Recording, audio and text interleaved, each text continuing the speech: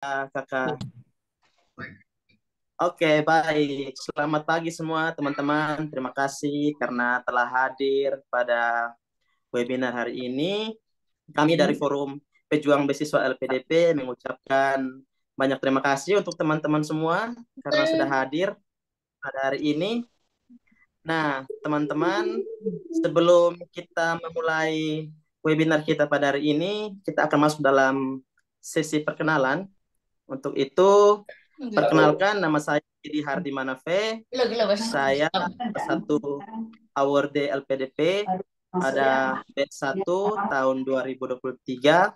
Sekarang saya sedang berkuliah di Universitas Negeri Yogyakarta mengambil jurusan Magister Pendidikan Bahasa Inggris. Oke, mungkin sampai di situ saja ya teman-teman perkenalan untuk saya. Kita akan langsung berkenalan nih teman-teman dengan para pemateri kita. Nah, untuk itu mungkin bisa di-share screen-nya, Kak.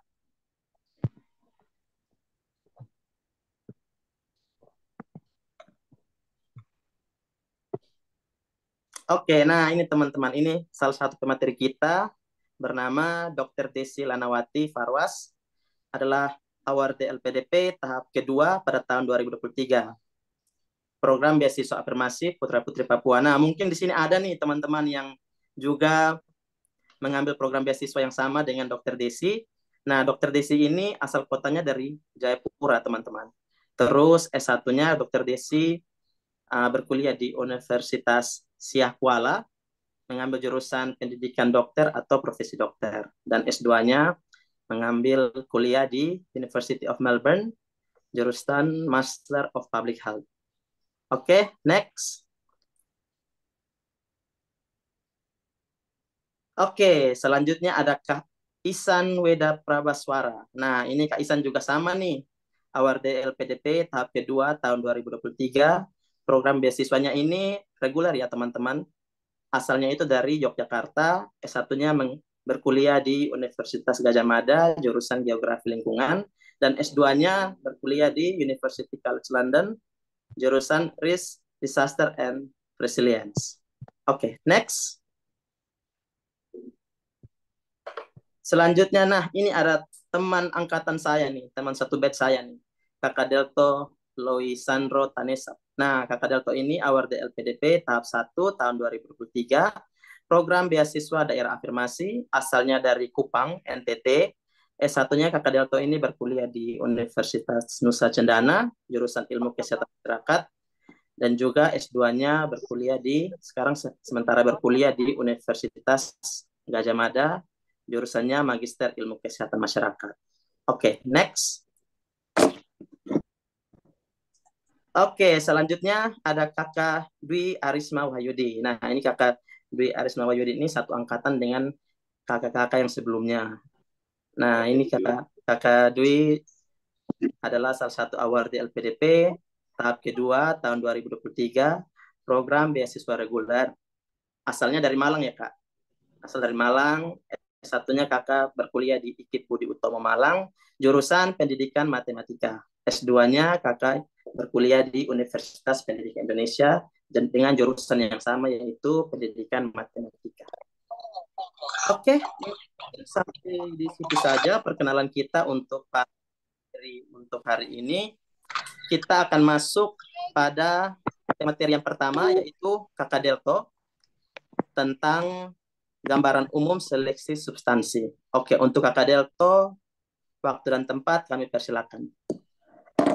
Terima kasih Kak Kaos. Saya izin share screen.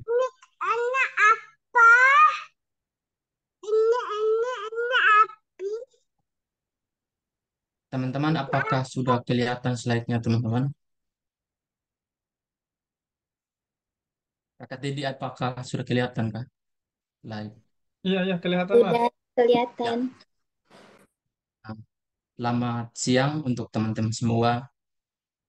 Terima kasih ya sudah bergabung. Kami dari Pejuang Beasiswa LPDP mengucapkan selamat karena sudah melewati tahap seleksi substansi dan sebelum dinyatakan resmi jadi awardee, teman-teman harus harus melewati seleksi substansi LPDP Oleh karena itu, hari ini dari tim pejuang beasiswa LPDP mengadakan webinar terkait gambaran umum seleksi substansi LPDP itu bagaimana, dan tips dan trik agar teman-teman melewati tes ini dengan baik.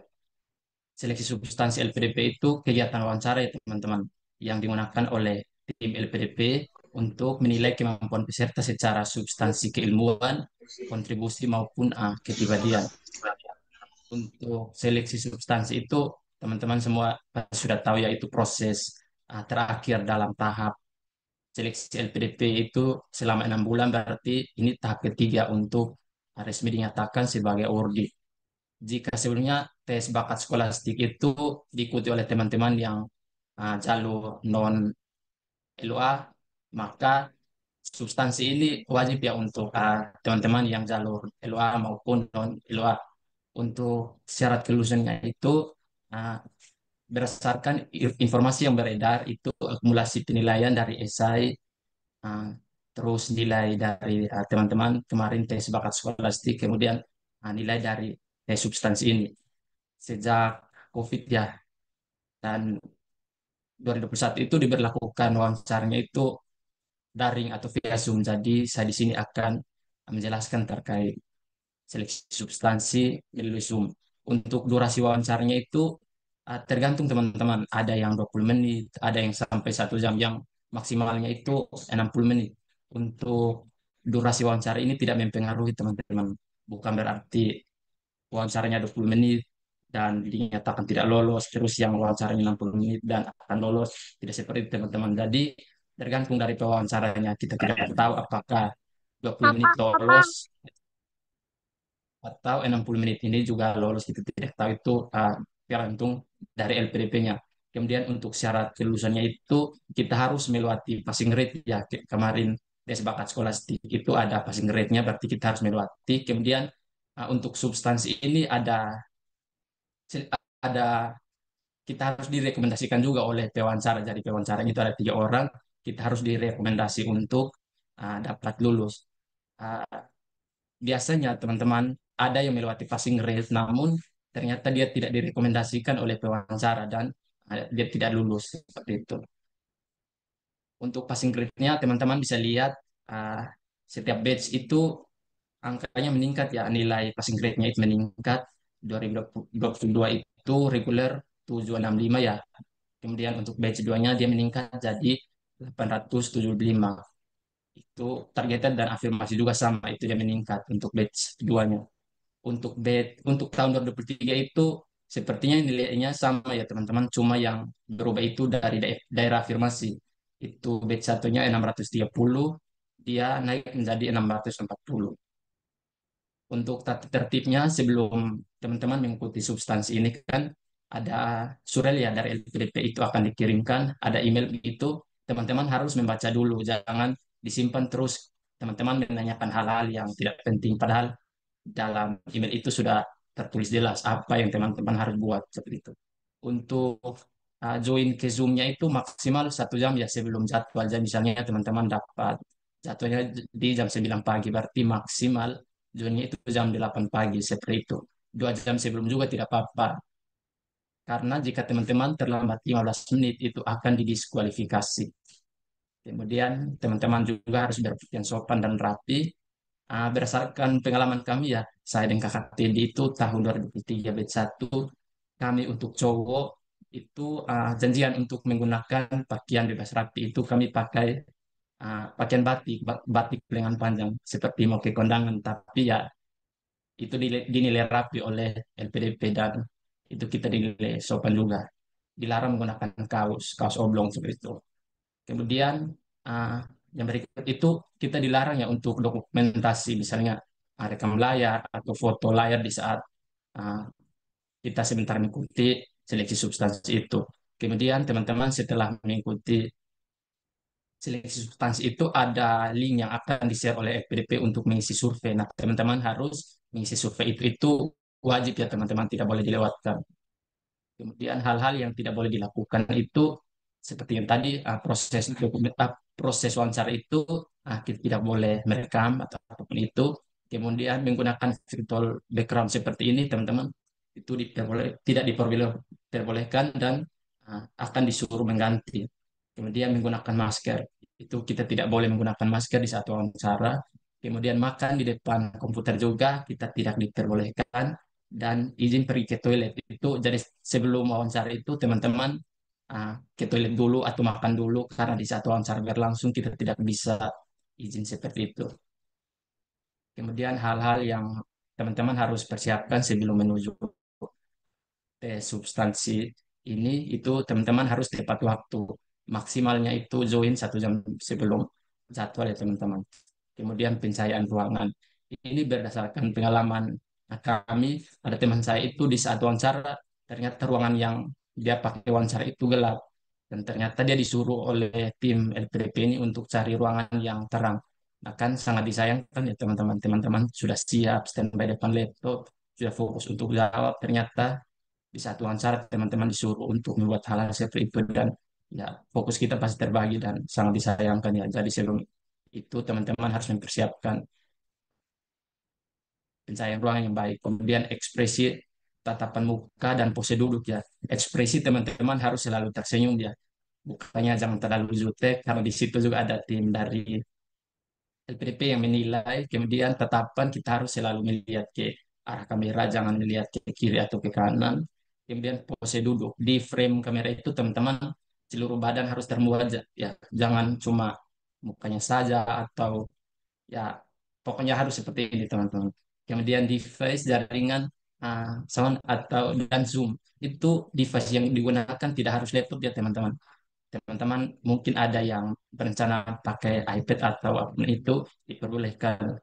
Namun perlu dipastikan ya teman-teman untuk uh, device itu bisa diputar 360 derajat karena sebelum wawancara itu kan kita ingin dipastikan ya apakah dalam ruangan itu ada orang lain atau tidak. Jadi kita disuruh untuk memutar device yang kita gunakan itu 360 derajat. Jadi ya, diusahakan untuk dilakukan. Kemudian jaringan. Jika teman-teman menggunakan WiFi, maka pastikan jaringannya baik atau menggunakan tethering atau hotspot. Ya, usahakan juga dijauhkan HP-nya karena di saat wawancara itu kita disuruh untuk matikan handphone ya teman-teman. Jadi jika teman-teman menggunakan tethering HP, teman-teman izin terlebih dahulu di wawancaranya. Baik, Bapak Ibu, saya menggunakan tethering, apakah HP-nya tidak boleh dimatikan seperti itu? Nanti disuruh untuk simpan HP-nya agak jauh gitu. Kemudian untuk sound ya disarankan untuk menggunakan headset ya teman-teman. Kemudian Zoom itu harus selalu update.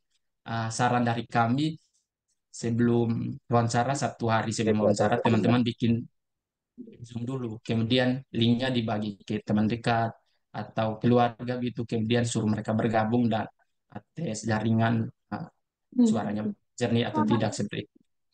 Kemudian sebelum seleksi substansi teman-teman harus baca dan pahami isi CV ya yang teman-teman punya seperti kelebihan, kekurangan, kemudian hal terakhir yang diajarkan pada diri. Pokoknya semua yang teman-teman tulis dalam esai itu dan CV itu harus dibaca ya karena pertanyaan tidak akan bisa jauh dari CV yang teman-teman punya. Karena di saat wawancara kita tidak bisa minta izin kepada pewawancaranya untuk membaca CV kita seperti itu.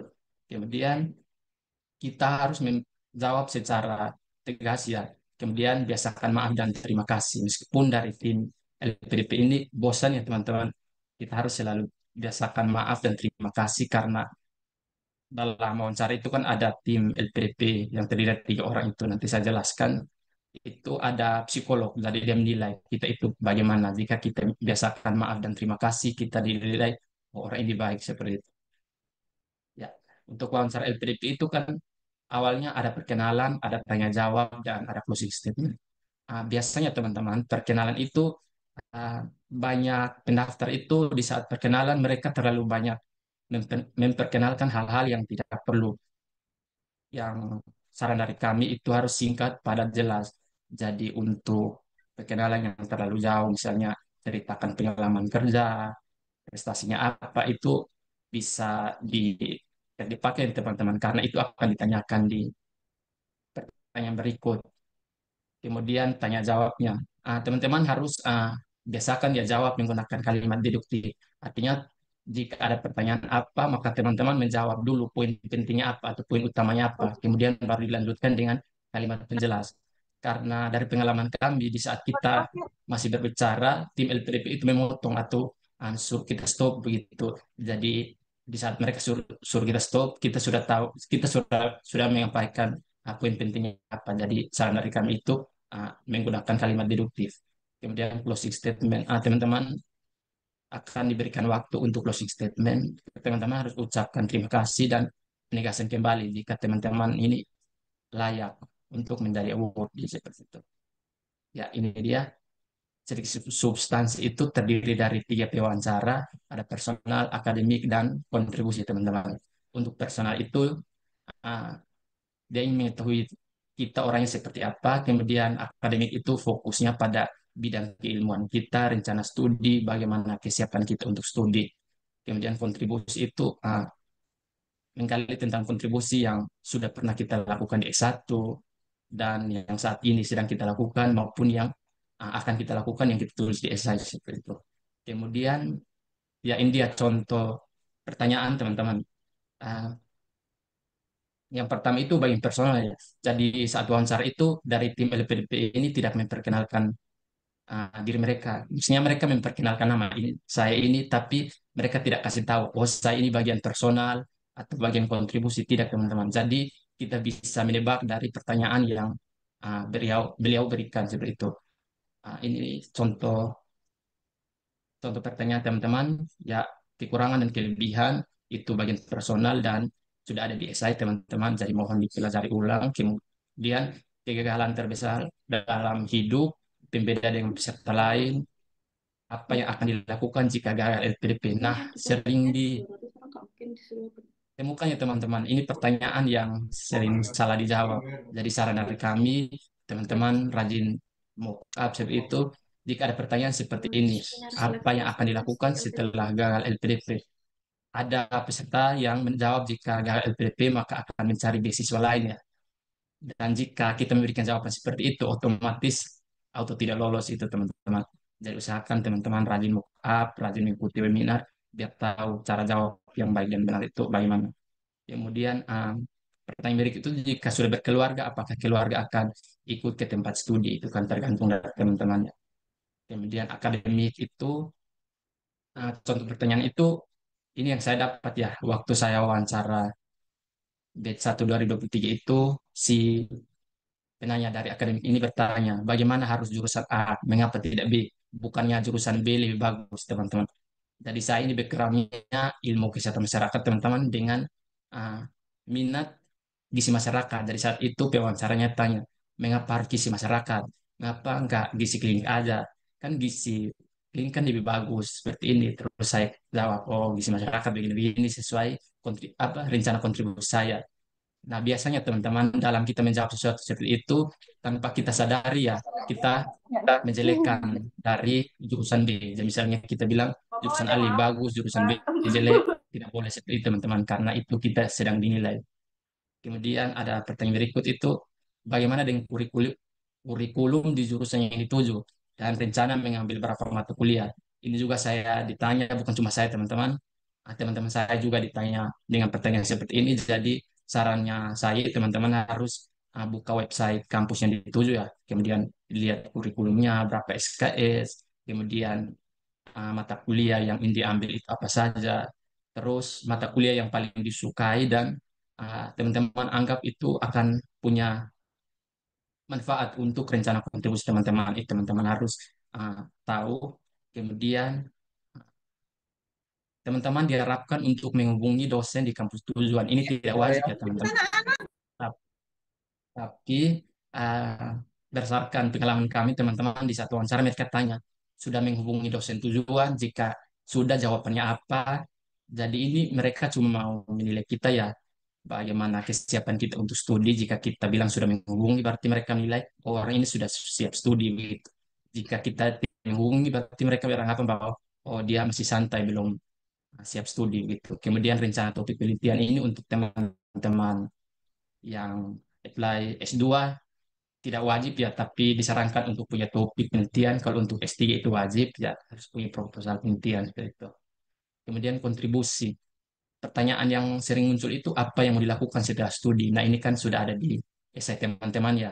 Harap dibaca, kemudian uh, coba susun cara jawabnya bagaimana. Kemudian uh, kita akan ditanya mengapa kontribusi kita ini penting untuk Indonesia. Kemudian rencana karir A.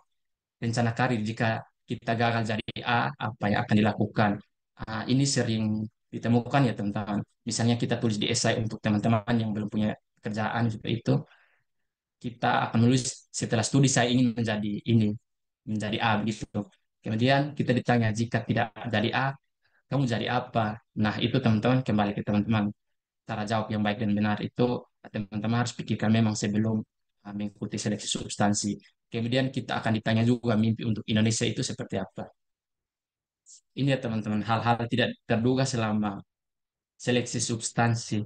Kalau disuruh bernyanyi ini, itu teman saya yang disuruh nyanyi. Kalau saya ini berpidato singkat. Jadi waktu itu saat penutupan sebelum diberikan waktu untuk closing statement, ada dari tim interviewernya itu memberikan saya waktu 20 detik untuk disuruh berpidato singkat, teman-teman. Saat itu saya berpikir bahwa, wah ini tidak logis. Namun ya disuruh berarti kita harus lakukan ya teman-teman, bukan cuma pidato singkat, bisa juga kita disuruh eh, berbicara menggunakan bahasa asing. Jadi jika kita disuruh seperti itu, maka yang harus kita lakukan itu kita jawab. Coba dulu, jangan pikir salah benarnya, karena kan kita masih belajar. Untuk salah itu ya wajar sih teman-teman. Kemudian pertanyaan iseng. Pertanyaan iseng ini bukan saya yang dapat ya, tapi teman saya yang dapat. Jadi teman-teman harus tahu tentang isu yang saat ini booming atau yang sedang terjadi di Indonesia. Jadi saat itu eh, teman saya dari NTT itu ditanya, kan kami wawancara di saat ada suatu kebijakan ya dari gubernurnya, yaitu membuat aturan sekolah jam 5 pagi untuk siswa-siswi SMA. Kemudian dari pewawancaranya bertanya, pandangan kamu mengenai hal itu bagaimana? Nah, teman-teman, cara jawab itu kan kita jangan terlalu pro, jangan terlalu kontra, kita harus netral karena kita sedang dinilai seperti itu. Kemudian ini yang boleh dan tidak boleh, teman-teman harus selalu sopan, kemudian jawab juga jujur, teman-teman tidak boleh bohong karena mau bohong bagaimanapun ada bagian psikologis di situ, dia akan nilai, dia tahu jika kita berbohong. Kemudian konsisten, percaya diri, dan yang tidak boleh itu show off ya atau terlalu pamer. Jika teman-teman punya banyak prestasi ya usahakan dijawab dengan uh, sopan ya, atau tidak boleh terlalu membanggakan gitu, karena bukan cuma kita yang punya prestasi, banyak orang yang punya. Dan LPDP tidak cuma apa cari orang yang punya banyak prestasi. LPDP fokusnya ke orang yang mau berkontribusi. Kemudian berbohong, teman-teman tidak boleh berbohong. Kemudian panik. Baik, sekian dari saya, semoga teman-teman berjodoh dengan LPDP. Selanjutnya saya berikan kesempatan untuk Mas Isan. Oke, baik. Terima kasih Kakak Delto atas pemaparannya. Materinya sangat luar biasa pada hari ini tentang gambaran umum seleksi substansi. Nah, teman-teman mungkin sudah ada pertanyaan nih, tapi teman-teman tahan dulu. Nanti kita akan ada seksi Q&A di pada akhir sebelum berakhirnya webinar ini. Oke. Nah,